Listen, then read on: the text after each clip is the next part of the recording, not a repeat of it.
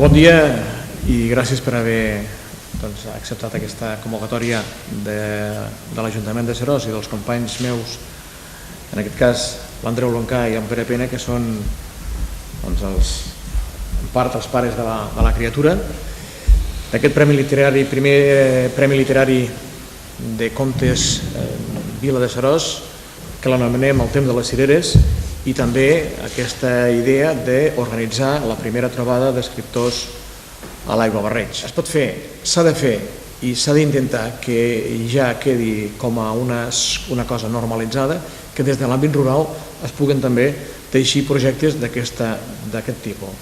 Projectes de l'àmbit cultural. Jo us explicaré que el Premi Literari El temps de les cireres està convocat per a joves escriptors de fins a 35 anys. Llavors, per tant, naix amb la voluntat de crear, això, de buscar nous valors.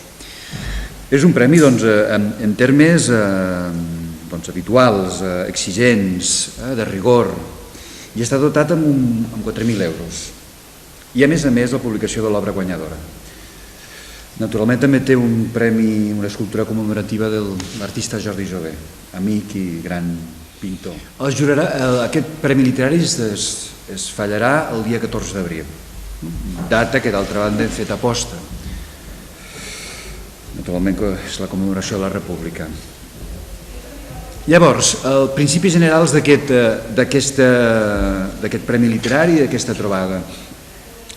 El nom del premi prové d'una cançó francesa, Les temps de Cerise, de Jean-Baptiste Clement i de Renard, que va ser una cançó d'amor i un himne contestatari. Per tant, en aquest projecte general que és literatura i l'Aiguabarreig, hi ha aquestes dues branques o columnes, per una banda el premi El temps de les cireres i per l'altra la primera trobada que fem a l'Aiguabarreig.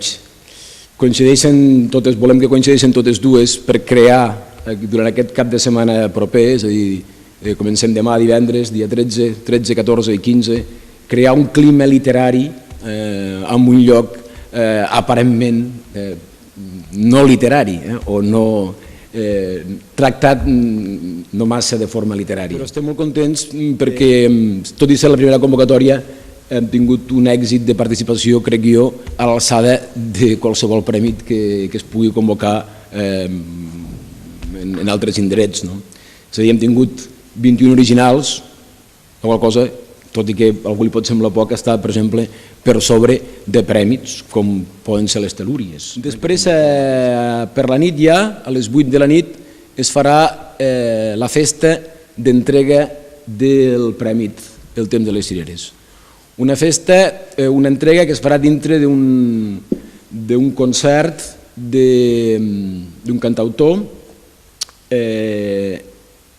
i, diguem-ne, que es farà a Binganya, i dintre de la festa aquesta s'entregarà el premi.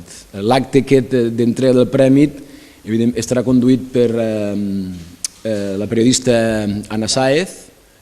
Una realitat territorial, lingüística, que va més enllà del que anomenem fronteres. Volem reivindicar una mica la relació directa que hi ha entre el Baix Segre i la Franja i aportar el nostre gra de sorra a concebre aquest territori no tant com un territori seccionat, independent, sinó com un mateix territori.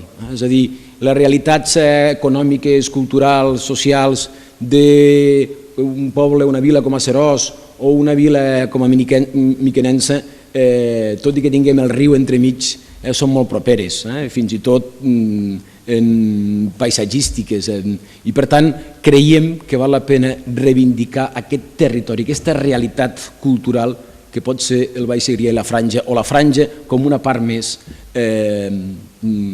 diguem-ne, dels territoris de parla catalana.